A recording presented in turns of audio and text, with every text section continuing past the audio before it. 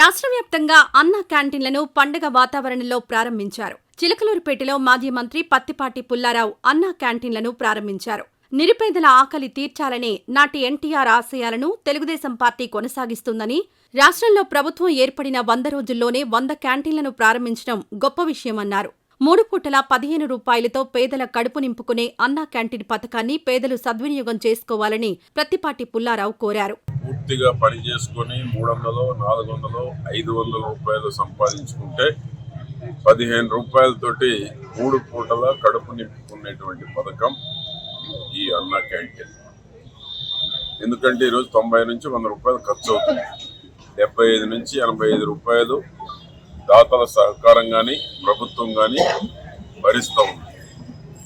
పేదవాడికి అత్యంత సౌకర్యవంతమైనటువంటి అటువంటి అన్నా క్యాంటీన్ గత పాలకులు కేవలం రాజకీయ కక్షతోటి ఎన్టీఆర్ పేరుందనో చంద్రబాబు గారి పేరు వస్తుందనో 5 ఏళ్లు మూసేసి పేదవాడి కడుపు కొట్టినటువంటి గత పాలకులు రాజకీయ కక్షతోటి మూసివేసిన అన్నా క్యాంటీన్లను పల్నాడు జిల్లాలోని మాచర్లలో తిరిగి ప్రారంభించారు స్థానిక ఎమ్మెల్యే జూలకంటి బ్రహ్మానందరెడ్డి. మాచర్ల పట్టణంలో అన్నా క్యాంటీన్ ప్రారంభించిన జూలకంటి బ్రహ్మానందరెడ్డి పేదవాడు ఆకలితో ఉండకూడదని, 3 పూటలా ప్రజలకు ఆహారం అందించడమే లక్ష్యంగా అన్నా క్యాంటీన్ను ప్రారంభించడం జరిగిందని వెల్లడించారు. అన్న నందమూరి తారక రామారావు గారి పేరు మీద అన్నా క్యాంటీన్ తీసుకురావడం జరిగింది. 5 సంవత్సరాలు దిగ్విజయంగా నడిపారు. పరిపాలన మారిన తర్వాత అన్నా క్యాంటీన్లను రద్దు చేసి ఆ తర్వాత మరి చంద్రబాబు నాయుడు గారు పేదవాడికి పట్టెడు అన్నం పెట్టాలనే ఒక ఆలోచనతోటి స్వర్గీయ అన్న నందమూరి తారక రామారావు గారి పేరు మీద అన్నా క్యాంటీన్లు తీసుకురావడం జరిగింది. 5 సంవత్సరాలు దిగ్విజయంగా నడిపారు.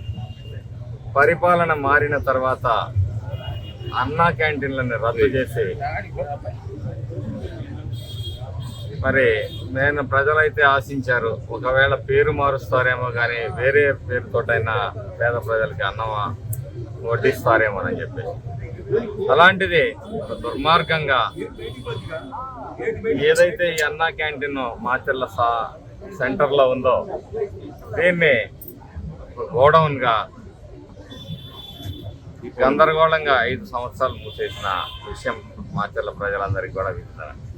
పిడుగురాళ్ల పట్టణంలో అన్నా క్యాంటీన్ ప్రారంభించారు గురజాల నియోజకవర్గ తెలుగుదేశం పార్టీ శాసనసభ్యులు ఎరపతినేని శ్రీనివాసరావు. ఈ సందర్భంగా ఎరపతినేని శ్రీనివాసరావు మాట్లాడుతూ పేదవాడు ఆకలితో ఉండకూడదని, 3 పూటలా ప్రజలకు ఆహారం అందించడమే అన్నా క్యాంటీన్ లక్ష్యమన్నారు. 2014-2019లో తెలుగుదేశం పార్టీ హయాంలో అన్నా క్యాంటీన్లు ప్రారంభిస్తే 2019 తర్వాత అధికారంలోకి వచ్చిన జగన్మోహన్ రెడ్డి ప్రభుత్వం అన్నా క్యాంటీన్ల తాలూకు ఆనవాళ్లు కూడా మిగలకుండా చేయాలని, పేదల కడుపు నింపే అన్నా క్యాంటీన్లు మూయించి పైశాచిక ఆనందం పొందారన్నారు. అలాగే మండల కేంద్రాలైన దాచేపల్లి, గురజాల పట్టణాల్లో కూడా త్వరలోనే ముఖ్యమంత్రితో మాట్లాడి అన్నా క్యాంటీన్లు నెలకొల్పుతామన్నారు. దాతలు స్వచ్ఛందంగా ముందుకొచ్చి అన్నా క్యాంటీన్ నిర్వహించేందుకు విరాళాలు ఇవ్వాలని ఈ సందర్భంగా నేతలు పిలుపునిచ్చారు.